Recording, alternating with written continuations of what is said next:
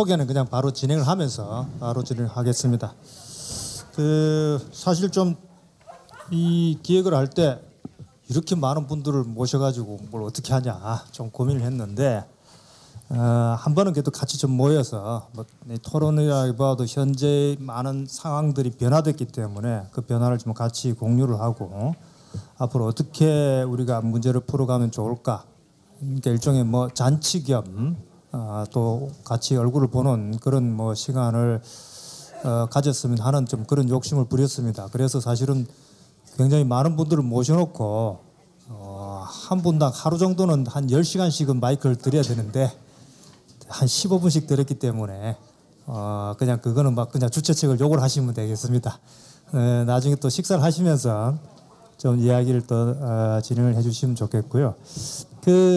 지금까지는 주로 6월 문제의 역사, 그 다음에 국제법적인 관점에서 어떻게 다시 접근할 것인가, 그 다음에 현지에서 군인 군속, 그 다음에 노동자의 6월 조사와 봉환 실태, 직접 활동을 해오셨던 분들의 이야기를 들었습니다.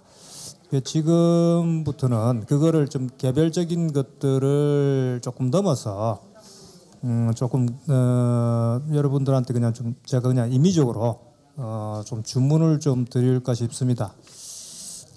주문을 드릴 이야기는 결국은 이제 과제 문제인데 앞으로 어떻게 할 것인가, 시민사회 차원에서 이 문제를 어떻게 풀어나갈 것인가, 6월 문제와 그다음에 그걸 조금 더 확장시키면 강제노동 문제, 그다음에 그걸 또 이제 군인 구속이 포함되면 강제동원 전체 문제와 관련되어 있고 몇 가지 하여튼 중요한 정세 변화가 뭐 있지 않습니까? 우선 제일 큰 것이 이제 10월 30일 날 대법원 판결이 있고 그 다음에 그 이전에 좀 큰 차원이지만은 남북 대화, 그 다음에 북미 대화, 그 다음에 곧 있을 북일 교섭에서의 과거 청산, 전후 청산 문제 그런 것까지 염두에 두고선 이런 것들 좀 뭐 실질적으로 사업 내용들은 구체적이 되겠지만은 그런 변화들을 좀 고민을 하시면서 염두에 두면서 앞으로 어떻게 했으면 좋겠는가. 특히 이제 지금까지 여기 계신 분들은 다 한국과 일본에서 시민운동을 해오셨기 때문에 실제 이제 한국 정부와 일본 정부, 양국 정부를 어떻게 압박하고 논의 테이블로 끌어낼 것인가, 더 구체적으로 이제 실천할 수 있도록 할 것인가 하는 그런 고민들을 좀 뭐 이야기를 해주시면 좋겠습니다. 이제 그리고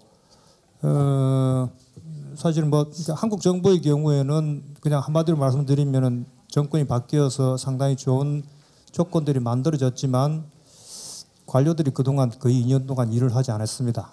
이제 복지부동 내지는 이제 복지안동, 그러니까 바짝 엎드려 가지고 이제 눈만 굴리는 거죠. 상황이 어떻게 되나. 그래서 굉장히 많은 주문들을 했었는데 거의 실행이 제대로 되고 있지 못한 그런 형편이 있고, 그 다음에 지금 아베는 아예 강제노동 자체를 지금 부정하고 나오고 있죠. 그래서 명칭조차도 구 조선반도 출신 노동자, 이거는 그러면 이제 강제노동이라는 개념은 완전히 사라져버린 문제입니다. 그런 상태에서 6월 중에서 특히 이제 노동자의 6월을 어떻게 할 거냐. 군인구속의 경우에는 과거 노무현 고이즈미 총리의 합의에 의해서 일단 그 합의는 계속 유효하다고 지금도 이야기는 합니다만, 노동자의 경우에는 그게 일본 기업에게 책임을 떠넘겨왔기 때문에 사실은 한국과 일본 정부의 교섭에서 굉장히 결렬돼 있었죠. 2010년 이후에는 아예 진행이 안 됐기 때문에 그런 부분들에 대해서도 우리가 시민사회에서 어떻게 문제를 접근할 것인가, 특히 6월 문제에서는 이제 그런 논의들이 좀 필요할 것 같습니다. 그래서 조금 하여튼 가능하면 제가 저희 이야기는 제 이야기는 좀 줄이도록 하겠습니다. 한 가지 더 말씀을 드리면은 내년에 또 ILO 100년 되는 해이기 때문에 강제노동 문제가 또 중요한 하나의 국제적인 이슈가 될 것이다. 그렇다면 그런 정세들을 좀 전체적으로 고려를 하셔서 어떤 식으로 우리가 운동을 풀어가면은 시민사회 연대를 강화하고 일본 정부, 한국 정부의 압박을 넣을 수 있는가 하는, 당장 무슨 뭐 해답이 없다 하더라도 그런 고민들을 가지고 앞으로 계속 만날 수 있는 그런 자리들을 만들었으면 하는 그런 이제 바람에서 조금 굉장히 무리하지만 좀 모셨습니다. 그런 점을 좀 이해해 주시면 좋겠습니다. 지금 시간이 좀 많이 지났는데요. 시간은 늦게 하더라도 끝내는 거는 원래 예정된 시간보다 빨리 끝내도록 목표를 삼고 있습니다. 그래서 6시 45분에 지금 무려 15분이나 땡겨서 끝낼 생각을 하고 있습니다. 일단 뭔가 먹어야 일을 하죠. 그죠? 예, 그래서 지금 8분이 계신데 아무리 생각해도 1인당 한 분당 7분 정도 시간을 드리면은 되지 않을까 그런 생각이고, 그 전에 시작하기 전에 이자 선생님 어디 계시나요? 잠깐 요 6월 문제에 관해서 아마 조금 하실 이야기가 있습니다. 왜냐하면 그 역사라는 게 있기 때문에 그 부분을 그래도 조금 짚고 넘어야 될 몇 가지 점들이 있어서. 시간 없다면서 왜 그렇게 많이 말해요? 알겠습니다. 왜 이자 선생님하고 저하고 이런 사이입니다. 항상 예. 서로 어른거리는 사이니까. 예, 안녕하세요. 예, 반갑습니다. 예, 그 어려운 걸음들을 해주셨고 일본에서 많은 분들이 오셨는데 너무 감사드리고요. 제가 오늘 이 자리에서 그 발표하시는 내용을 보면서 제가 30년 활동이 오늘 6월 문제는 여기 다 모아졌다고 생각을 하고요. 뭐 한국 정부에서 6월 문제에 대해서 별 발전은 없지만 여러분들과 함께 이 자리를 만들 수 있었다라는 게 뭐 지금 성과라고 보고요. 그리고 제가 좀 약간의 좀 지적할 부분이 있는데, 그 일본에서 아까 그 보고하시는 내용에 2004년에 최초로 한국에서 6월 문제를 제기했다. 라는 부분이 있거든요. 지금 내가 책을 안 갖고 나왔는데, 근데 2004년이 아니고요. 한국에서 우리 피해자 단체에서 기록 조사를 하면서 48년에 6월이 한국에 들어왔지만 가족들은 사망 사실도 모르고 6월도 받은 적이 없었어요. 그래서 한국 정부 외교부를 상대로 해서 2000년에 6월 반환 청구 소송 한 것이 이제 피해자 단체가 있었고요. 그리고 우리가 그것을 계기로 해서 일본 정부를 상대로 해서 2001년에 군군 재판을 소송하면서 거기에 6월 반환 청구를 한 적이 있기 때문에 2004년이 최초가 아니고 2004년 2월 13일 날 강제동원 진상규명 특별법이 되면서부터 거기서는 제기한 게 최초가 될 거라는 말씀을 드리고, 어쨌든 오늘 이 자리에 제가 장소가 어떻게 될지 몰라서 많은 유족분들 모시진 않았는데요. 오늘 여기 일본에서 이렇게 오신 분들은 한국에서는 이 문제를 그렇게 길게 안 했고, 모르겠어요. 제가 한국에서는 이 조사를 많이 안 했다고 오래전서부터 안 했다고 말해도 아마 그것이 잘못된 말이 아닐 거거든요. 지금 도노이라 선생님 같은 분은 진짜 90년부터 하셨고, 그래서 제가 일본에서 지금 이번에 10월 30날 재판을 해서 신일본 제철 승소를 하게 된 것도 97년 일본 분들을 만나면서 아마도 그것이 그 생존자 분들은 포기하고 싶은 생각이 수없이 많이 있었습니다.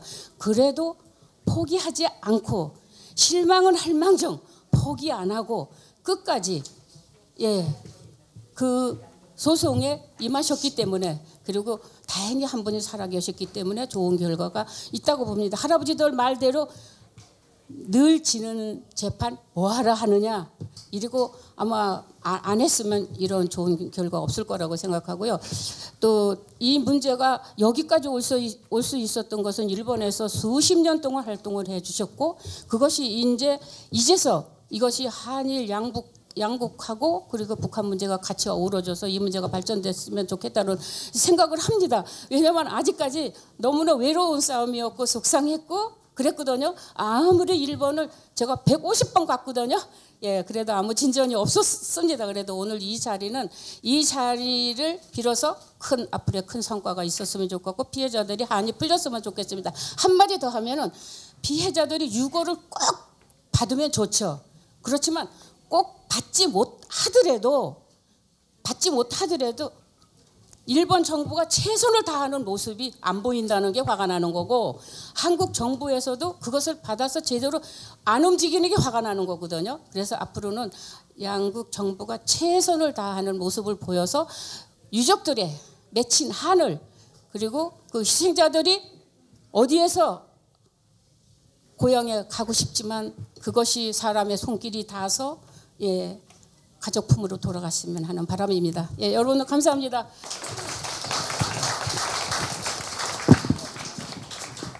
네, 고맙습니다.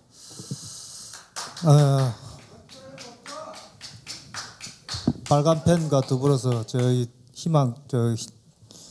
사항을 말씀하셨는데 빨간 펜 이야기가 나왔으니 한 가지만 더 좀 수정을 해야 될 번역이 잘못된 게 있는데요.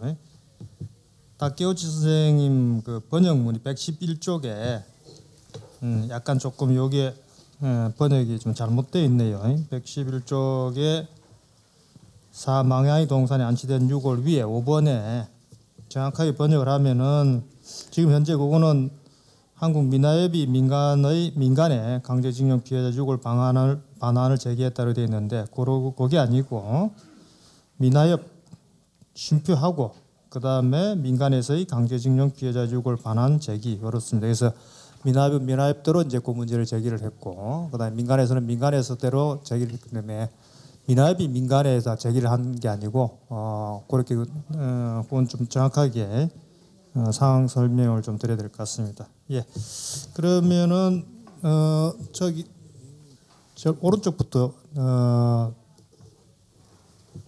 들어가는 게 좋겠네요. 예. 조윤수 선생님께서 먼저 소개 좀 해주시고. 네, 안녕하세요. 동북아 역사재단의 조윤수입니다.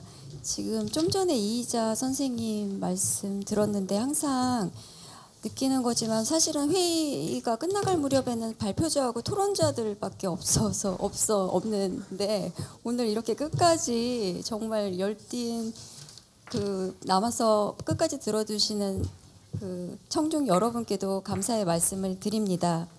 일단 제가 지금 이 토론에서 앞으로 나가야 할 방향이라든지 이런 것보다는 사실 이번 회의를 들으면서 굉장히 많이 개인적으로는 반성을 했는데 지금까지 한일회담 연구라는 것이 어떻게 보면 정부 간의 협상이라든지 미군의 관여라든지 그 시민단체 쪽에서 보면 반대운동 이런 측면에서 연구가 좀 계속되어 왔는데 그 한일회담에서 식민지 지배와 전쟁에 억압된 사람들에 대해서 그 한일 교섭 관련 자료에서는 정면으로 다루지 않았다는 점에 대해서는 개인적으로 반성을 했습니다.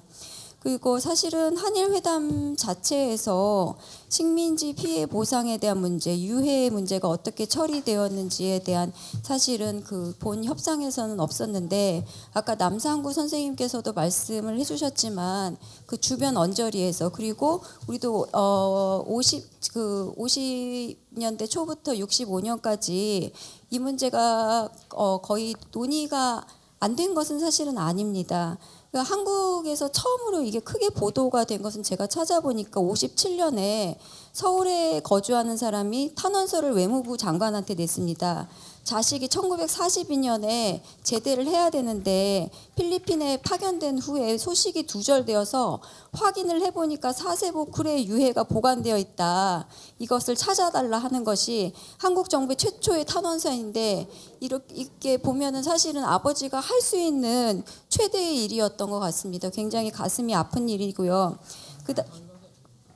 그 다음에 이제 사실은 그 국교 정상화 과정에서 당연히 이제 이루어져야 되고 오늘날도 사실은 유족은 사실은 유족의 것이어야 하는 게 당연한데 이 문제가 아직 해결되지 않은 거에 대해서 우리가 모두 반성이 필요한 것 같습니다. 사실 그리고 청구권, 일본은 청구권 협정이라는 것을 굉장히 완벽한 것이라고 생각을 하고 있는데 신이 만든 것이 아닌 이상 좀 저희가 보완을 해야 될 필요성이 있는데 이런 어떤 좀 그 틀에서 좀 벗어나야 하는 게 좀 필요하지 않을까 개인적으로는 생각했습니다. 이상입니다. 감사합니다.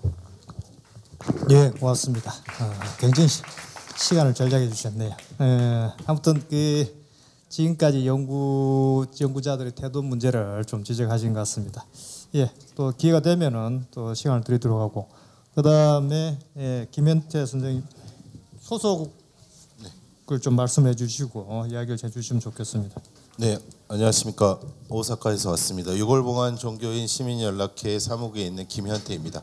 원래 사무국장을 맡고 계신 모리 선생님께서 오셨어야 되는데 좀 어려운 상황들이 있어가지고 제가 대신 참석을 했고요. 사실은 오늘 발표해 주신 우리 도노라 선생님도 제가 그 나눠드린 토론문 짧게 보고문을 만들었는데요. 거기 이제 세화인이라고, 그러니까 이 일본어 표현을 한국어로 뭐라고 번역하기가 좀 애매해서 그냥 세화인이라고 했는데 사실은 도나라 선생님께서도 이제 저희 세 분의 이제 세화인 중에 한 분이시고 그리고 사실은 저 뒤에 우리 고바야시 토모코 선생님께서도 이제 참석을 해주셨습니다.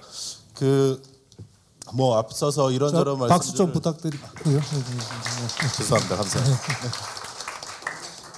네, 그 이름을 저희 유골봉안 종교인 시민연락회라는 이름에서 이제 보시면 아시겠지만 사실 이제 종교적인 표현들이 많이 사용이 됐죠. 유골 반환이 아니라 유골 봉환이라는 표현이 됐고 이제 그 이름 자체의 종교인, 일본어로는 종교자인데 종교인 시민연락회라는 모임이 올해 1월에 이제 구성이 돼서 발족을 했습니다. 이 종교인 시민연락회가 구성이 되게 된 계기는 사실 이제 작년 연말부터 이제 문제 제기가 있었는데요.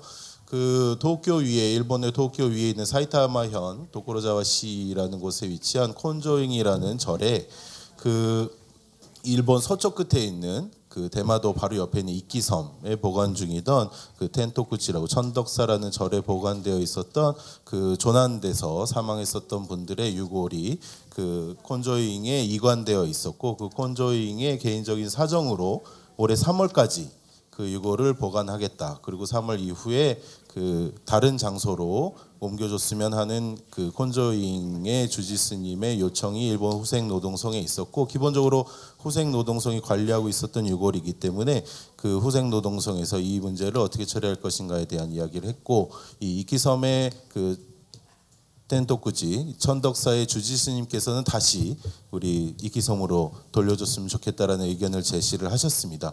그런데 이제 후생노동성에서는 아무래도 자신들이 관리하는 유골이었기 때문에 이제 멀리 다시 돌려보내는 것들에 대해서 난색을 표명을 했고 이 문제를 계기로 그 앞서 도노현 선생님께서 발표해 주신 것처럼 이전까지 쭉 다양한 지역에서 다양하게 유골 발굴 그리고 유골 반환 행사를 사업을 진행을 해오셨던 많은 분들이 모여서 이 유골 문제를 콘조잉의 유골 문제를 좀 해결했으면 좋겠다라는 모임을 갖게 되었습니다. 그래서 그 짧게 경과 보고에 나와 있는 것처럼 작년에 후쿠오카에서 간담회를 갖고 그 다음에 매년 10월이면 이 나가사키 현에 소속돼 있는 이키 텐토쿠지에서 그 돌아가신 분들에 대한 그 추도식을 거행을 합니다. 그리고 그 벌써 꽤 오래됐는데 2000년대 들어서서는 그 경주에 있는 수곡사하고 매년 한 해 교환으로 왔다 갔다 하면서 추모식을 진행을 합니다. 그래서 올해도 10월에 그 경주 수곡사에서 이제 추모식이 있었고 그 저희 아까 인사드린 고바야시 토모코 선생님께서 거기 참석해서 다녀오셨습니다. 그래서 작년에 저희 모임들에서 같이 추모제를 참석을 했었고 그 작년 12월 4일에 사이타마현에 있는 콘조잉에서 간단하게 간담회를 가졌습니다. 그 자리에 후생노동성 관리 직원들이 와서 이야기를 들었고 의견들을 교환을 했습니다. 그래서 그 콘조잉에 보관 중이던 그 유골을 그 다시 이끼섬으로 돌려줬으면 좋겠다라는 의견을 제시했지만 후생노동성 관리들의 답변은 계속 일관되게 그 후생노동성이 관리하는 부분이기 때문에 이끼섬으로 돌려보내는 것은 어렵겠다라는 이야기들이 있었습니다. 그러던 중에 그 저희 어쨌거나 그 콘조잉 유골 문제는 그 후생노동성의 입장이 계속 그렇게 유지되고 있었고 그러던 가운데 저희들은 계속해서 이 유골 문제를 이야기하는 전국적인 네트워크를 구성하자라는 데 합의를 해서 여기 이번에 참석하신 많은 분들이 사실은 가입해 계시고요. 그래서 그 유골봉안 종교인 시민연락회를 올해 1월에 발족을 하게 되었습니다. 그리고 그러던 중에 올해 3월 말로 그 콘조잉의 이 보관이 기한이 정해져 있었는데 갑자기 후생노동성에서 연락이 와서 그 이키섬으로 그러면 모시고 가겠다라는 답변을 받았습니다. 그래서 사실은 그 이전에 그 한국 측에서도 이제 기자회견을 갖기도 했었고 언론에도 보도가 되었었는데 정확하게 왜 후생노동성이 그런 결정을 갑자기 내렸는지에 대해서는 아직까지 저희들도 잘 모르고 있는 상황입니다. 하지만 어쨌거나 저희들이 문제 제기를 하고 나서 그런 결과가 있었다는 것에 대해서는 의미가 있지 않을까라고 생각을 합니다. 그래서 그 저희 6월 봉안 종교인 시민연락회의 결성 취지와 그간의 경과 보고는 그렇고요. 그 3번에 그래서 저희 규약을 간단하게 정리를 했는데 그 규약 제1조의 목적이 나와 있습니다. 그래서 오늘 잠시 요거만 읽어드리고 말씀을 좀 정리를 하자라고 하면 오늘 나온 이야기들 중에 상당히 많은 부분들이 겹쳐 있는데요. 2004년 12월 한일 정상회담에 따라 2차 세계대전 당시 일본에 남겨진 한반도 출신자 유골 반환에 대한 약속이 있었다.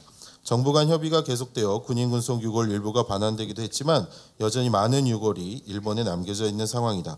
전쟁과 식민지 지배의 결과로 일본뿐만 아니라 아시아 각지에 수많은 유골이 방치되어 있는 현실이다. 유골 문제 해결은 정부의 책임과 역할이 가장 크지만 종교인 및 시민들의 역할 또한 중요하다. 지금까지도 고향으로 돌아가지 못한 동아시아 출신자들의 유골 봉안 실현을 위해서 유골 봉안 종교인 시민연락회를 결성한다.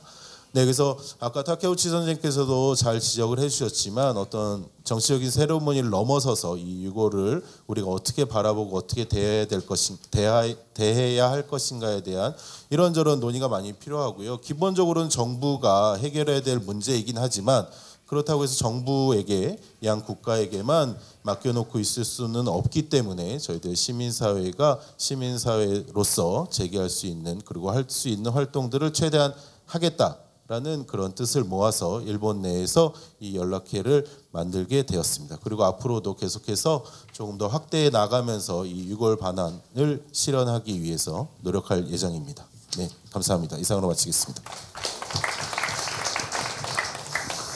네, 고맙습니다. 일본에서 지금 유골 문제에 관한 전체적인 조직, 연대 조직이 만들어졌다는 건 좋은 소식을 전해주셨네요. 다음은 지금 예. 일제 강제동원 피해자 지원재단 이재철입니다. 저는 그 정부 차원에서 간단하게 말씀을 드리겠습니다.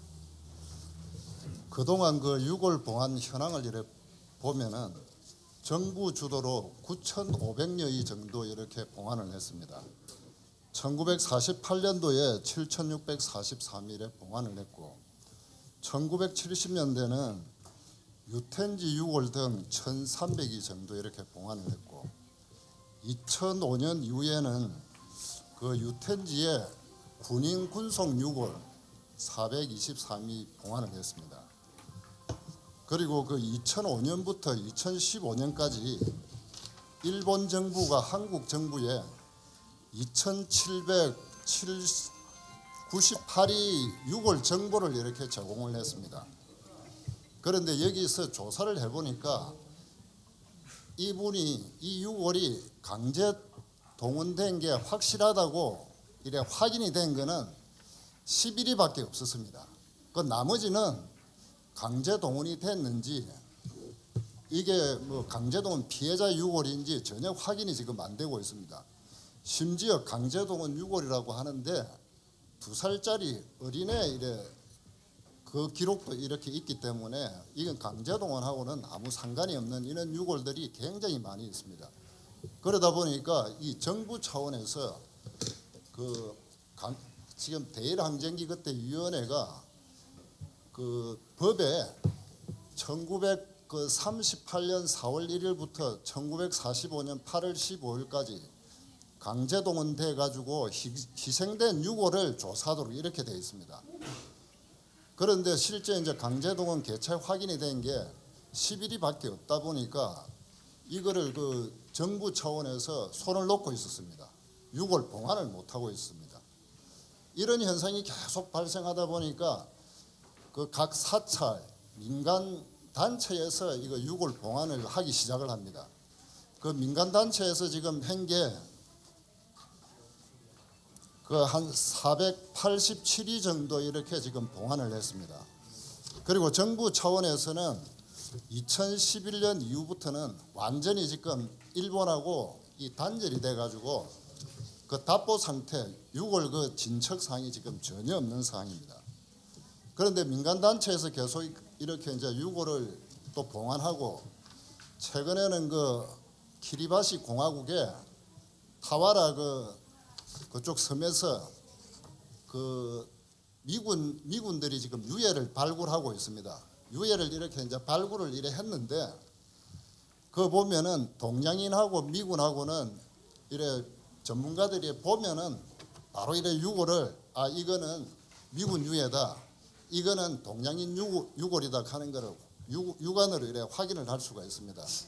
그래서 이제 미군 유해는 다 이렇게 이제 미군이 다 이렇게 가져갔고 나머지 이제 이 유골을 지금 여기 나머지 유골에는 일본인하고 한국인, 뭐 대만인 이런 데 이제 유골이 이래 섞여 있을 수가 있습니다. 그런데 지금 미군에서는 우리가 저 피지 공화국 한국 대사관을 통해서 이제 확인을 해 보니까 아직까지 한국인 그 유골은 그 발견이 안 됐다, 이렇게 지금 답변만 지금 하고 있는 겁니다. 그런데 실제 이제 한국인 유골이 지금 있을 수가 있기 때문에 그래서 일본 정부하고 그 미군에 이 유골은 한국인도 DNA 조사를 해야 된다, 이걸 화장을 하면 안 되고 일본으로 돌려줘서도 안 되고 좀 보관을 해가지고 같이 검사를 하자는 지금 제안서를 지금 제출해 놓고 있는 지금 상태입니다. 그리고 그동안 이거 이제 그 정부의 유골 봉안 이거 문제점이 뭐냐 하면은 그 유골 봉안에 대한 정부의 이 관심이 굉장히 부족했습니다. 그 대일항쟁기위원회가 있었는데 그게 그 유골 업무를 담당하는 직원이 2명인가 3명 정도밖에 없었습니다. 그러다 보니까 유텐지 그 유골 봉안하는 그것만 딱 했습니다. 그리고 이제 이 저 대일항쟁기위원회가 폐지되고 행정안전부로 이렇게 이제 업무가 이관이 됐습니다. 이관이 됐는데 여기도 그 유골 담당하는 직원은 그 뭐 지금 5명 이렇게 돼 있는데 실제 뭐 이거 잠시 파견 왔다가 또 다시 복귀하고 이러다 보니까 실제 유골 담당하는 사람은 뭐 2~3명 이렇게밖에 안 됩니다. 그리고 여기 이제 이 유골 여기 대일항쟁기 그 폐지되고 난 뒤에 행정안전부가 그 적은 인력으로 유골을 봉안하는 거는 지금 사할림밖에는 못 하고 있습니다. 그래서 뭐 남태평양 일대 이런 데는 그 유골 봉안을 지금 할 수가 지금 없는 상황이 됐습니다. 그런데 이제 최근에 이제 그 대법원 판결 이후에 그 강제동원 희생자 유골 봉안해야 된다 하는 게 지금 그 계속 민원이 지금 정부에 지금 제기되고 있습니다. 그래서 정부 차원에서 그 며칠 전에 그 우리 재단하고 행정안전부하고 그 회의를 했습니다. 회의를 했는데 그 결론은 그 강제동원 개최성이 확인이 된 그 노무자 유골, 그 다음에 그 군인 군속 유골은 행정안전부 그 과거사 처리단에서 별도로 이제 이거 유골 봉안 팀을 이렇게 구성하기로 했습니다.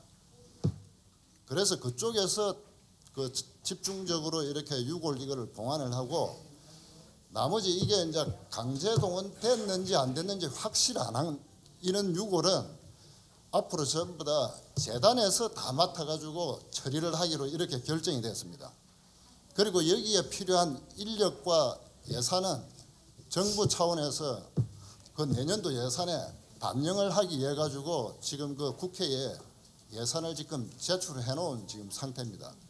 만약 그 예산이 반영이 되면은 그 내년부터 바로 그 일본 각 사찰에 흩어져 있는 유골에 대한 실지 조사를 하고 실태 조사를 거치고 그 재단에서 최대한 그 유족이 있는지 무연고라도 그 유족이 있는 유골들이 많이 있었습니다.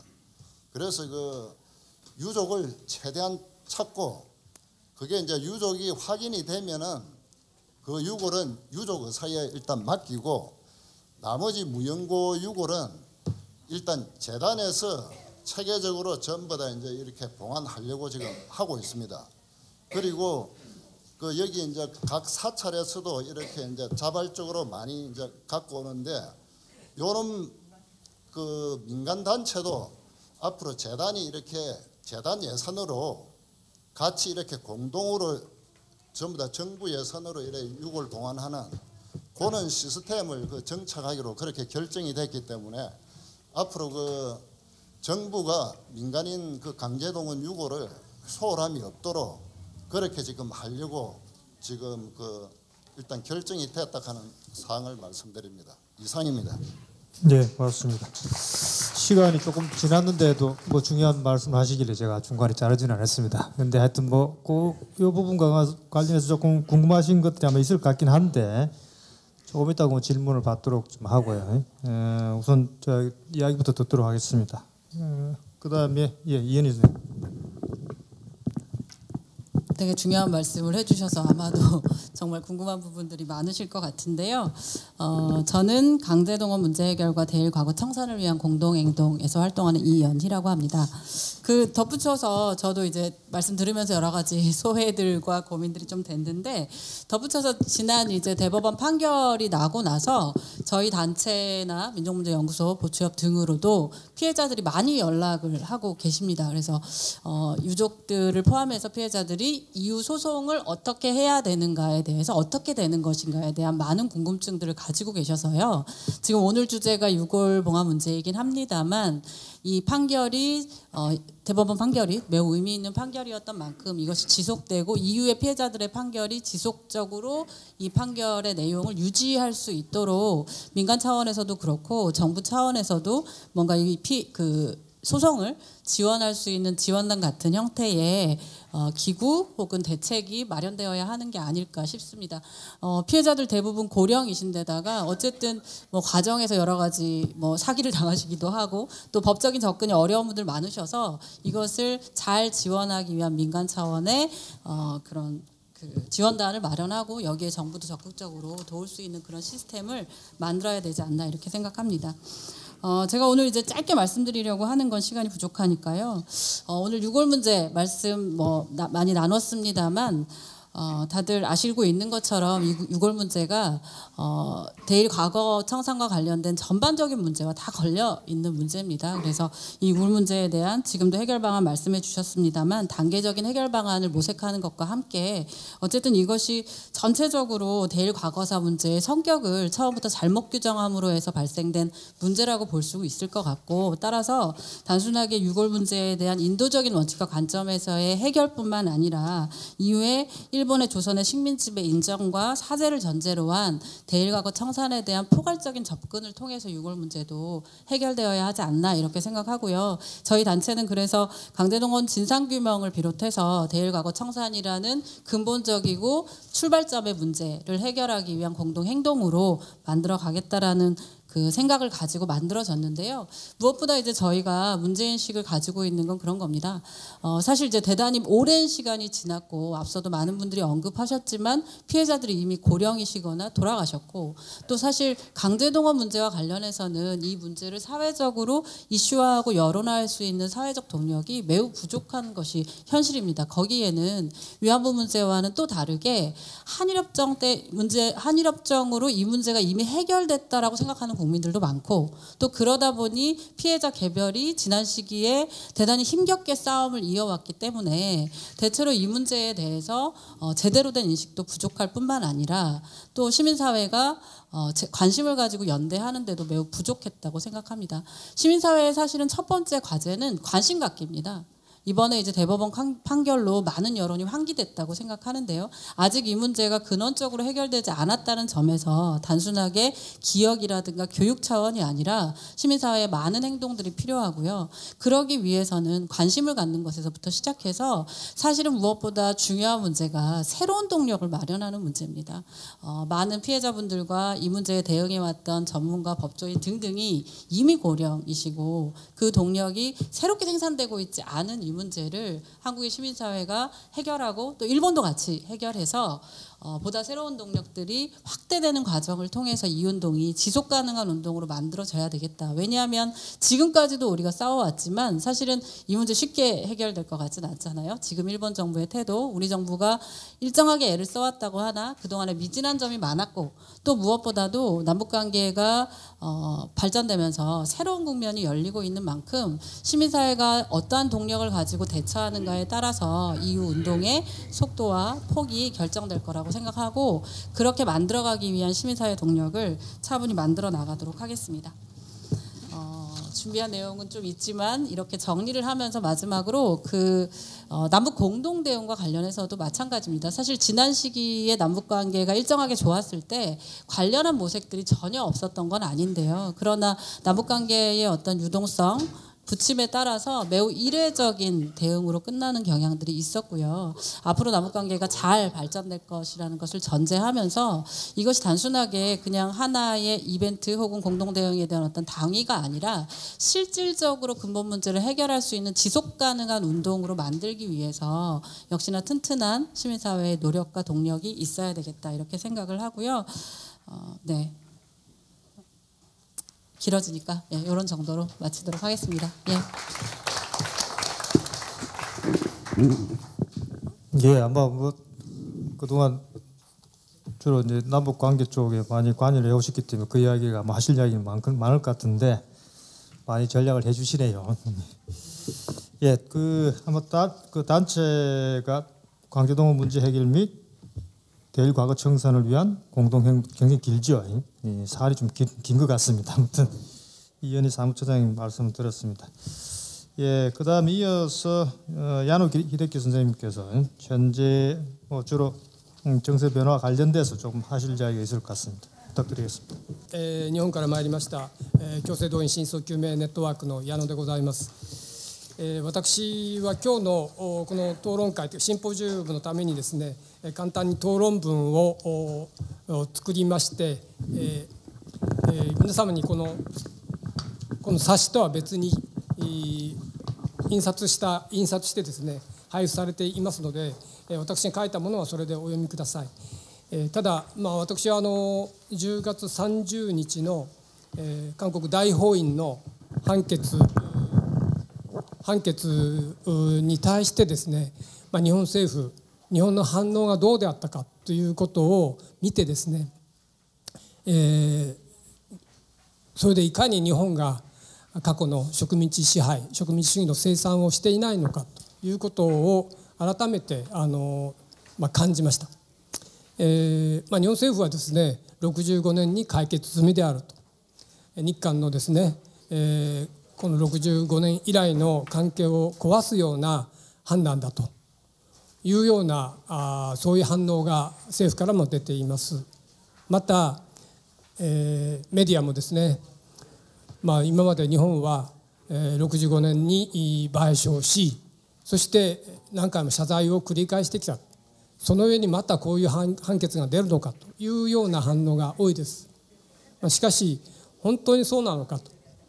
65年の日韓請求権協定というものはですね、有償無償合わせて5億ドルをですね韓国に支払ったというふうに言いますが、10年間ですね毎年5000万ドルずつ日本のですね物品と役務を提供したと。被害者に渡るようなお金を日本政府は一銭も払っていません。そういう事実を多分日本の国民の多くは知りません。そしてまた謝罪を重ねてきた、そういうふうに言います。1995年にですね、村山首相が談話を出しました。国策を誤ってですね、侵略と植民地支配によってアジアの人々に多大の損害と苦痛を与えた、これは反省し謝罪すると言いました。1998年の小渕首相と金大中大統領との間の日韓パートナーシップ宣言でも小渕首相はですね、韓国に対して同様の謝罪をしました。そして2010年併合100年の年に菅直人首相もですね、同様の謝罪をしたんですね。しかし多大の損害を与え苦痛を与えたというふうに言いますが、誰に対してどんな損害を与え、それがどんな苦痛をもたらしたのかということについては一切語っていません。例えばそれに対してですね、1985年のドイツの、その当時は西ドイツですね、ワイツゼッカー大統領はアレノの40年という有名な演説をしました。その中でナチスドイツがいかにどのような犯罪をしたのかということを、犯罪によって被害を与えた人たちの名前といいますか、人たちを全部挙げて、振り返っています。その中に当然ユダヤ人もいい、ソ連の赤軍兵士もいい、そして、戦争に反対したドイツの共産党員もおりですね、精神障害、そして同性愛者、シンティ・ロマ、そして当然強制労働被害者、そういう人たちのことを全部挙げて、そういう人たちに対するドイツは被害を与えてきたという、そういうことの過去に対して絶対盲目であってはいけない、こういう演説をしました。それに対して村山さんも小渕さんも菅さんも、私は談話自身は大きな意味があった、歴史的には日本の中では大きな意味があったと思いますが、しかし大きな欠落があったということは事実だと思います。被害の事実を自分で明らかにするということもなく、そしてそれに対する保証もなかった、こういう欠落がですね、この前の10月30日の大法院判決に対する日本の反応というのを生み出したと思います。私は本当に日本と韓国の、日本と朝鮮の間がですね、未来志向ということにチェンジしていくためにはですね、過去ということについてやはり今こそきちんと清算をするということが必要だと。遺骨問題、徴用工に対する強制労働被害者に対する補償だけではなくて、本当に物も言えない、訴えることもできない死者のその遺骨問題ですね、本当に今こそ解決を図るべきだということを今日の討論についてですね、改めて痛感いたしました。以上です。中田と言いますが、一応肩書きが強制動員真相究明ネットワークということになってるんですけども、実はちょっと日本製鉄元徴用工裁判を支援する会ということで、30日の判決の当事者のイ・チュンシクさんとかで、もう亡くなられた3名の方ですね、その方にずっとというか、一番最初は大阪のシンチョンさんとリ・ヨンテクさんというお二人が日本の裁判所に提供されて、で、21年ですよね。で21年ようやく報われた時には報われた時にはもう判決が出た時には亡くなられたと。でそういう日本にそうですね、もう何十回と本当に裁判の旅、それから集会にですね来られて自分らの訴えをされてきたんですよね。でその上にその30日の判決があったということで、非常に僕はもう感慨深いなというふうに思ってます。やっぱり大法院判決の意義も矢野さんも指摘しましたけども、日本のマスコミも政府も貶としめようとねするんですけれども、やはりその植民地支配というのは不法であったと、それによって受けた被害は回復されなければならない、これはもう当たり前のことですよね。これは要はその別に日韓関係という問題じゃなくて、日韓のその2つの国の関係ということではなくて、その世界的に普遍的なと言いますかね、植民地支配を行った国はちゃんとそれについての落とし前はつけなければなりませんよという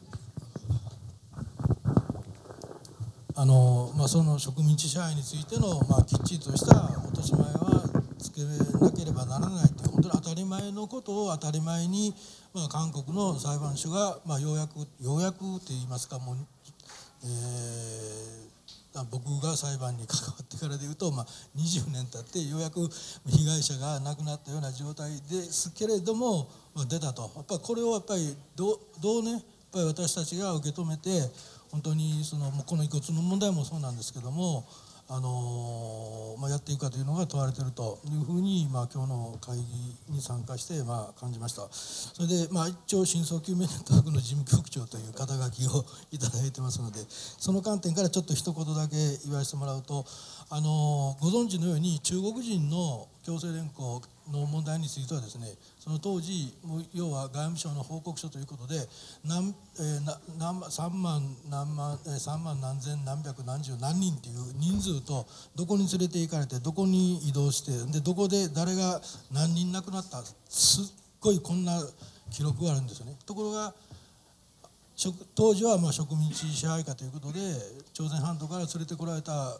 方についてはもう一切戦後もですね、一応の調査、竹内さんとかね、報告されましたけども、一応の数字とかのやつはあるんですけども、その真相というのは本当にきっちりと政府の責任においては解明されていないというふうなことで、ようやく2005年に韓国で真相究明ということが話されて、それに日本のそれまでの市民運動の蓄積も含めて協力しようということで結成されたのが強制動員の真相究明ネットワークなんですけども、やはりその遺骨の問題にしろどの問題にしろですね、やっぱり真相究明ということがまず真実を明らかにする、これね、先ほどからもパネラーの方もおっしゃっておられたと思うんですが、やっぱりこれが一番の何よりも基礎になるんではないかというふうに考えてます。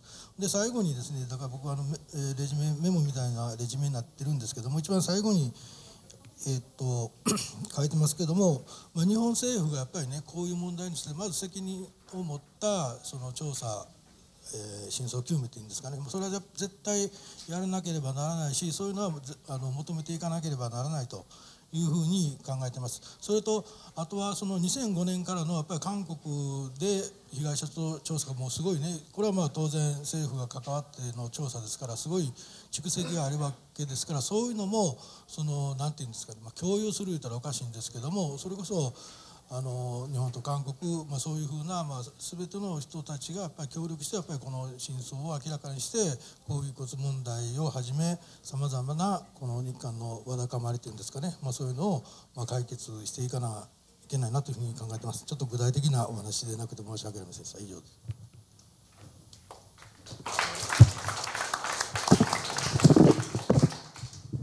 네, 중요한 정리를 해주셨는데요. 어떤 진상조사, 그 다음에 한국 정부가 그동안 조사했던 것의 자료의 어떤 공유, 이런 부분들을 좀 말씀을 해주셨습니다. 그 다음은 하라다 아키히로 선생님께서, 예, 아까는 그냥 대독을 하신 거고 지금은 이제 하실 말씀을 해주시면 좋겠습니다. 朝鮮人強制連行真相調査団の原田と申します。よろしくお願いいたします。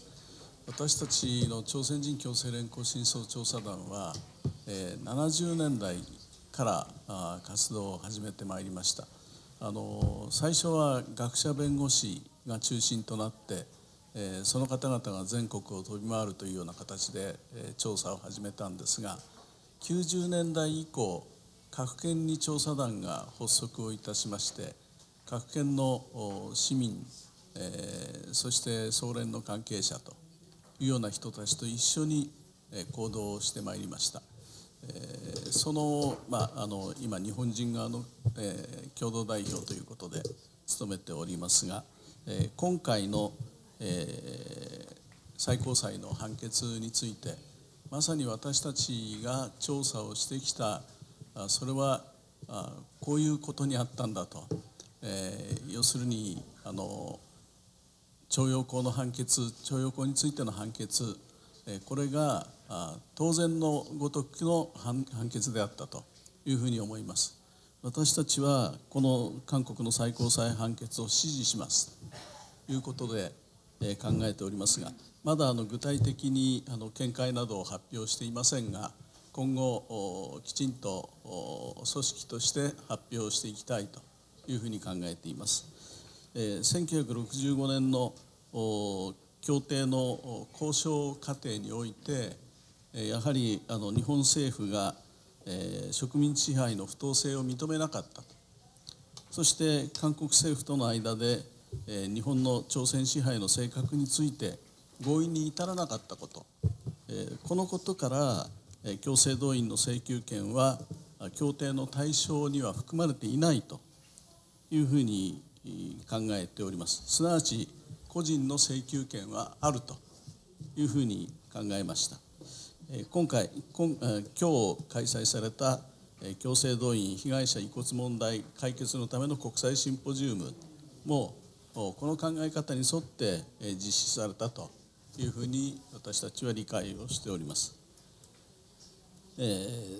先ほど矢野さんも触れられましたけれども、これまでの日本政府が強制動員されたご本人につながるあらゆる人々の思いに心を馳せたことがあるんだろうかということを思います。一人一人に人権があると、あるいは尊厳があるということも今日も触れられておりました。まさにその通りであるというふうに思っております。私たちは一応書いたものあるんですが、最終的にまとめてみましたが、一つは日本政府と企業は遺骨の放置と毀損に対して謝罪しなければならないというふうに思います。南北朝鮮は政府レベルで日本政府に対し遺骨奉還事業を要請していただきたいというふうに思います。それから2つ目に、南北の政府は自らが調査する姿勢を持っていただきたい。もちろんもうすでに調査の意思は示されているというふうに考えておりますが、そこに日本政府も自分の国の責任として、あるいは保障を具体化するということで言って発掘調査に参加すべきであるというふうに思っています。共同行動をするということであり、遺骨の身元確認ですとか、今日も出てまいりましたが DNA ですとか、多角的な方法でこれに参加していかなければならないというふうに思います。そして最後3つ目に、現地に追悼碑を設置して歴史の記録として残して市民の教育の場とすべきだというふうに考えました。私たち調査団はそういうことを具体化するということでもないんですが、今年の5月に朝鮮人犠牲者追悼碑集を刊行いたしました。全国に散在する165以上の追悼碑の写真集であって、現在日本語のみですけれども、ハングルに、そして世界中に広めるため英文化も考えているところでございます。簡単なまとめという形にさせていただきます。以上です。예, 구체적인 과제까지 제시를 해주습니다. 특히 양국 정부, 그 다음에 남북 정부가 어떤 일을 해야 되는지까지 말씀을 해주셨습니다. 예, 이어서 최근 강제징용, 강제동원이라고 해야 되겠죠. 강제징용이란 말은 징용 자체가 강제니까 그걸 좀 강조했다 이런 말일 수도 있고, 징용이 강제니까 그냥 징용 또는 관할선, 모집, 이게 전체적으로 강제동원이기 때문에 저희들은 그냥 강제동원으로 좀 고쳐 쓰는 게 뭐 여러 가지 맞겠다 싶은데, 아무튼 그 미나에서 이 문제를 가지고 최근 아주 정력적으로 활동을 하고 있는 이희종 선생 좀 발언 듣도록 하겠습니다. 네, 민족화해협력 범국민협의회 정책실장을 맡고 있는 이희종입니다. 이 행사를 사실 이제 준비를 여기 동북아 역사재단하고 민족문제연구소랑 같이 진행을 했었는데요. 제가 하는 역할은 이제 북측의 입장을 좀 들어보는 것이었고, 그다음에 이제 총련 쪽에 계신 분들을 이제 초청하는 일을 주로 제가 맡아서 했었습니다.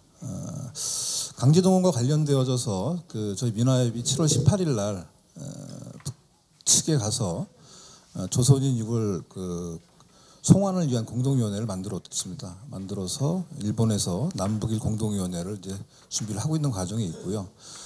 그런 속에서 이제 이런 심포지움을 이제 같이 하자, 한번 해보자라고 해서 진행을 했었고, 근데 이게 우리만 하면 의미가 없으니 일본에 계신 여러 가지 이때까지 고생해 오신 분들, 그리고 시민단체에 계신 분들, 또 청년 쪽에서 활동하신 분들, 또 남측의 연구자분들, 이런 분들 전체를 다 모셔서 행사를 진행했으면 좋겠다라는 생각을 가졌고, 그래서 제가 담당했던 것은 이제 아까 말씀드렸습니다. 북측의 입장을 좀 듣는 이야기, 그리고 청년의 입장을 모시고 오는 문제들, 이런 문제를 가지고 실무적으로 일을 했었습니다.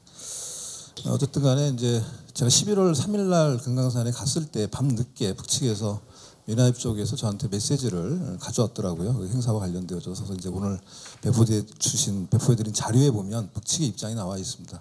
북측은 뭐 그 강제동원과 관련되어진 부분들에 대해서 이때까지 일본과 협상을 전혀 진행하지 않고 있기 때문에 굉장히 강하고 단호한 입장을 가지고 있는 건 분명한 사실인 것 같습니다.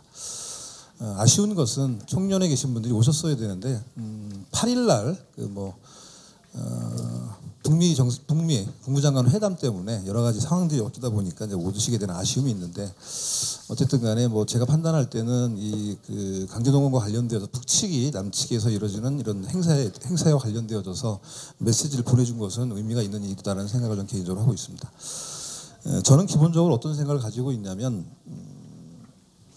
지난번 그 6.12 북미 정상회담을 했을 때 트럼프하고 김정은 국무위원장하고 만났을 때 몇십 년 최초죠. 정상들이 만났을 때 최초로 만났는데, 거기 4조에 한국전쟁 당시 시행되었던 미군의 유해를 송환하겠다라고 하는 그 내용이 있는 걸 보고서 사단이 개인적으로는 우린 참 그런 부분에 있어서 너무 죄를 많이 짓고 있다는 생각을 했었습니다. 뭐 대부분 강제 동원되었던 사람들이 일본 전역에 흩어져 있고, 필리핀이나 뭐 인도네시아, 뭐 버마 이런 등등, 뭐 일본 뭐 중국에도 있을 테고 또 러시아 땅에 흩어져 있었을 텐데, 과연 우리 정부나 이런 쪽에서 이 문제를 가지고 정말 진지하게 고민해 본 적이 있었는가? 제가 생각할 때는 여기 몇 분 와 계신, 일본에서 와 계신 분들, 총련에 계신 분들, 그리고 국내에 계신 몇 분의 연구자들 말고는 정말 이 문제를 가지고 고민해 본 적이 있었을까? 그렇기 때문에 북미 정상회담에서 4조의 그런 것들을 넣을 수 있는데 우리는 이 문제를 가지고 고민하지 않았고 진지하게 고민하지 않았기 때문에 실질적으로 제가 보면은 그렇게 연구자들도 많지 않고, 오히려 이 문제와 관련된 연구는 일본에서 훨씬 더 많이 하고 있는 부끄러운 역사를 가지고 있는 것이 아닌가, 이런 생각을 개인적으로 해보게 됩니다. 저희 민화협은 아까도 말씀드렸습니다만 7월 18일 날 북측과의 관계에 대해서 이제 그 유해송환 추진위원회를 이제 6월 송환 추진위원회를 만들었고요.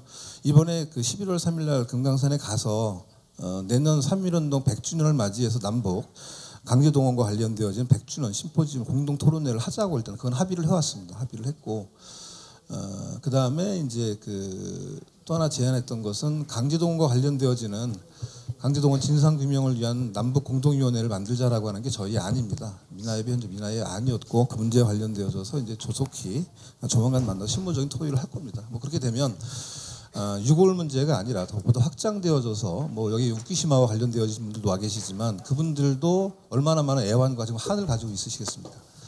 그런 문제들을 같이 고민하고 이야기할 수 있는 상황들이 오지 않겠는가 생각을 해보게 됩니다. 그래서 그런 부분들 자체는 실질적으로 정부가 할 역할이지, 이걸 민간인들이 이렇게 수십 년 동안 고생을 하고 있어야 되는가 하는 부분에 대해서 사실은 정부에게 할 얘기가 많지 않겠는가 하는 생각을 개인적으로 해보게 됩니다. 저희들은 앞으로 이제 그런 문제를 가지고 고민을 좀 해보려고 하고요. 실질적으로 저도 뭐 역사를 공부한 사람입니다만 아까 뭐 한일 청구권과 관련되어진 얘기를 하는데, 한일 청구권이 있을 때 6.3 사태라는 게 터졌습니다. 그죠? 6.3 사태를 했던 사람들이 터졌고, 많은 사람들이 반대를 했고, 많은 사람들이 감옥에 갔고 투쟁을 많이 했었죠. 그거를 정부가 그 당시에 계엄령을 선포해서 사실은 진압을 했단 말이죠.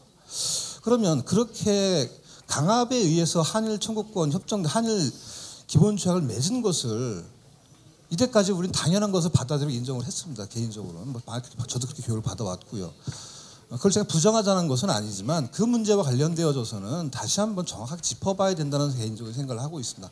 그것의 연장선상에서 나온 것이 결국은 이번에 나온 개인 청구권의 문제가 나온 거 아니겠습니까? 그것에 대해서 승리하게 된 부분이 있고 그런 부분에 대해서 우리가 과거 어찌해서 보면 그 문제와 관련되어서 너무 도외시해왔고 그건 당연한 것이다라고 받아들였기 때문에 그것에 당연한 것이 아니다라고 했던 사람들의 끊임없는 투쟁 속에서 결국 이런 여기까지 상황에서 왔다고 생각을 하거든요.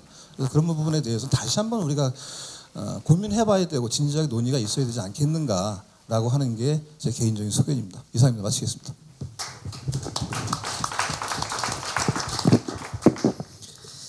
예, 다들 시간을 잘 지켜주시네요. 예상했던 것보다 더 빨리 끝낼 수도 있을 것 같습니다. 제가 뭐 따로 정리하기는 좀 그렇고요. 유골 문제와 관련해서 마무리하기 전에 그래도 저 플로어에 오랫동안 계셨기 때문에 한 2분 정도 좀 이야기를 듣도록 하겠습니다.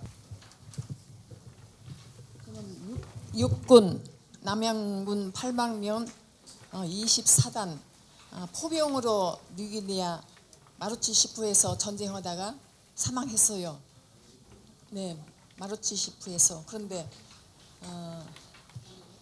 유골 문제로 일본으로 제가 후생성에다가 편지를 띄우니까 유골이 없다고 그래요. 그래서 나중에 뉴기니아에서 살아 돌아온 할아버지를 만나가지고 모든 걸 물어봤어요. 그런데 그 할아버지 말이 뉴기니아에서 돌아가신 사망한 전쟁하다가 사망하신 분은 전부 시체를 모아서 화장시켰다고 그래요. 그래서 그런지 유골이 없어요. 이런 문제는 어떻게 생각하십니까? 그건 뭐 일단 나중에 정부 당국자에게 물어봐야 될 것 같습니다. 그 부분 그래도 다케우치 야부치 선생님 뭐 간단해서 좀 말씀. 네.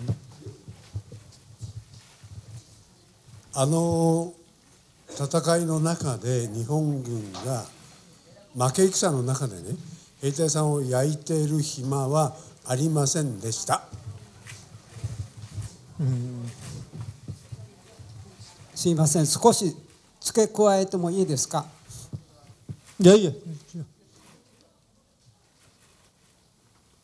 今岩渕さんがおっしゃられたように日本が遺体を焼いてるんじゃないんですよ。遺骨を焼いてるんですよ。戦争中に遺体を焼くっていうことはないっていうよりも余裕がある時はやってたんです。でもそれは遺体を日本に返すことができないんで、要するに日本は船に冷凍船がなくて遺体を持って帰るっていうことできないです。遺体のまま。それで火葬して骨にして骨を返すために焼いていたんです。だからこれが戦争が激しくなって遺体を焼くことができなくなった時は、例えば小指だけを切って小指だけを焼いてそれを持って帰るために焼いたっていうこともこれ沖縄でもどこでもあります。しかし今やってることは見つかった骨を焼いてるんですよ。そうすると DNA 鑑定ができなくなるからやめてくれっていうことを日本政府に何度も言ってました。しかし日本政府はこのことに対して言ってきたことがですね、最初は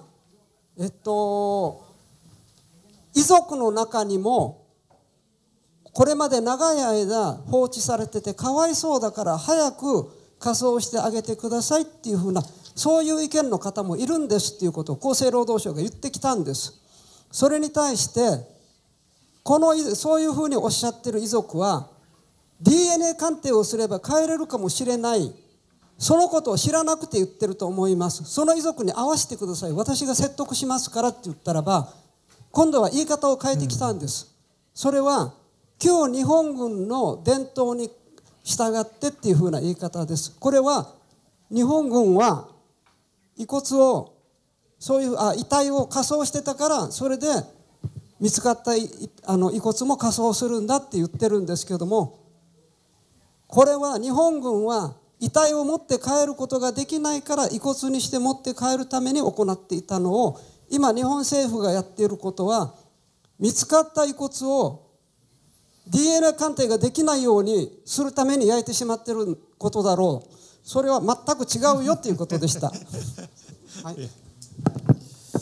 예, 그 아마 그건 또 좀 논쟁이 좀 토론이 좀 필요한 사안인 것 같기도 합니다. 그 한 분만 더 예.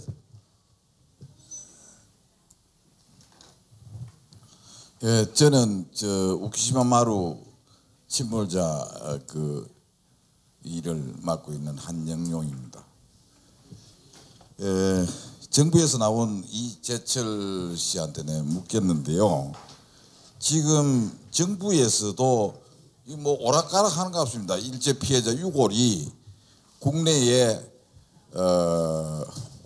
저기 모셔온 것이 어떻게 어떤 장소에 어떻게 보관돼가 있는 긴가 저기 안치돼가 있는 긴가 이런 거를 제대로 파악을 못하는 것 같아요. 지금 현재 와 있는 것이 한 5,000이가 왔습니다. 15,000이가 왔는데 천안 망향동산이 우리 그 추모 공원 모양으로 돼버렸어요. 이거 저기 설립 취지가 틀립니다. 천안 망향동산은 제1구류민단에서 만든 거 아닙니까? 고국을 오고 싶어도 저기 선산이 없는 사람들 그런 사람들이 갈 그 망향동산이에요. 옛날 고요주미 그 일본 총리가 한국에 와서 일제 피해자 추모공원에 와서 사죄를 하고 갈랐고 했는데 추모공원이 없었지 않습니까? 그래서 서대문 행무소에 유관순 누나 흉상 앞에서 이거 한국 정부도 이게 엄청나게 이 예. 일제 피해자는 홀대를 하고 이때까지 살아왔습니다. 그래 이게 됩니까? 일본 정부도 마찬가지죠. 우리를 강제로 끌고 가가지고 전쟁에서 사망을 했거나 하면 유골이라도 제대로 모셔다 줘야 되는데 그 저기 아오모리에서 그 일본 예, 죄송하지만 해군 시설부에 네, 해군 시설부를 그 만들던 데에 있던 사람들을 45년도 8월 18일부터 22일까지 5일 동안 성선을 시켰지 않습니까? 그래가지고 부산으로 갈 빼니까 내일부터는 이거 배급도 없다. 전부 다 타라. 예, 그래가지고 교토에 와서 뭐 마무리를 좀 해주시죠. 예, 교토에 와서 침몰 시켰는데 예. 이 유골을 어떻게 할 겁니까? 바닷속이 17m밖에 안 돼요. 일본 사람들 못 믿어가지고 내가 한국 사람 그 저기 스쿠버를 데리고 가서 바닷속을 다 조사를 했어요. 17m밖에 안 되는데 지금 현재 유골이 몇 천이가 지금 현재 있습니다. 그리고 바닷속에 25일부터 떠 나온 유골을 해병대 기진이 뭐니 저 구석구석에 갔다가 지금 안매장을 해놨는데 이거 빨리 찾아야 돼요. 오늘 이런 얘기가 나올란지 알았지만은 아니요, 이 얘기는 전혀 없네요. 아니요, 앞으로 그 이야기를 하시면 됩니다. 예, 정부에 하시면 되기 때문에 무슨 말씀하신지 잘 알겠습니다. 시간이 좀 넘었기 때문에 그러니까 일제 피해자 추모 공원은 꼭 만들어야 됩니다. 예, 그것도 뭐 알겠습니다. 되는데 이걸 어디다 만들 겁니까? 예, 제가 말씀을 드릴게요.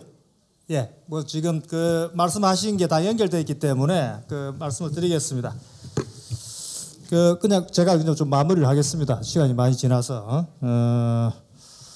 우선 하여튼 유골 문제는 두 가지로 정리를 할 수 있을 것 같습니다. 오늘 이야기가 하나는 우선 죽은 사람도 존중을 받을 권리가 있다는 부분을 저는 좀 강조를 하고 싶고요. 그다음에 또 하나는 오늘 계속 이야기됐습니다만 유골 문제의 경우에 뜻밖의 함정이 존재한다. 그 이야기는 뭐냐 하면은 도대체 그 사람이 거기서 어떻게 언제 어떻게 왜 죽었는지 밝혀져야 됩니다. 그 다음에 그 죽음에 대해서 누가 책임 있는지를 규명을 하고 그 책임을 묻는 일이 진행이 돼야 됩니다. 도노이라 선생님이 발표했던 이야기 나왔지만은 그 죽음과 관련됐던 기업들에게 책임을 묻는 그런 과정들이 유골 문제에 같이 있어야만 된다라는 것들을 이제 말씀을 뭐 그렇게 할 수 있겠고요. 그 다음에 아까 재단 그 말씀을 하셨는데 지금은 그런 재단 차원으로 문제가 해결될 성질이 아니다. 왜냐하면은 우선 지금 이제 당장 판결 이후에 그건 한국의 법무부가 이 문제에 관여를 해야 될 문제고 또 하나 유골 문제 같은 경우는 외교부를 통하지 않고서는 이건 결국 외교적인 문제이기 때문에 법무부도 마찬가지고 결국은 그 외교부도 이 논의에 참여를 해야 됩니다. 그리고 유골을 가져온다 하더라도 그걸 어떻게 할 거냐? 그건 결국 또 보건복지부가 지금 현재 또 관할 사안이죠. 그 행안부하고 이렇게. 그래서 실제적으로 행안부와 외교부와 법무부와 나중에 또 남북 문제가 진행되면 아마 통일부도 관여가 되겠죠. 그래서 계속 하여튼 뭐 저희들이 요구를 하는 건데 정부 차원의 종합적인 컨트롤 타워가 필요하다. 현재 문제를 유골 문제를 포함해서 강제동원 문제 전체를 어떻게 풀고 나갈 것인지에 대해서는 정부 차원의 컨트롤 타워를 만들어 달라라고 지금 요구를 하고 또 그렇게 목소리를 내고 또 하는 게 필요하다라는 좀 말씀을 이제 드리고요. 그래야 금방 말씀하셨던 그런 문제들을 중장기적으로 해결할 수 있는 것이고 두 번째는 이제 그러기 위해서 한국 내에서 또 이게 관련했던 시민사회 단체 간에 그런 좀 연대와 교통 정리가 또 있어야 되고 또 그와 더불어서 일본에서도 그런 준비들을 하고 있기 때문에 서로 이제 계속 그런 좀 논의를 하면서 좀 이런 표현이 적절할지는 모르겠습니다만 좀 마지막 불꽃을 한번 태워보는 그런 또 그 뭐 계기가 되지 않을까 그런 생각들을 합니다. 그래서 오늘 모임을 다시 그런 또 그 새로운 문제를 만들어가고 또 풀어가는 그런 또 출발로 삼았으면 하는 그런 뭐 제 그냥 뭐 바람으로 좀 말씀 오늘 국제회의를 좀 마치도록 하겠습니다.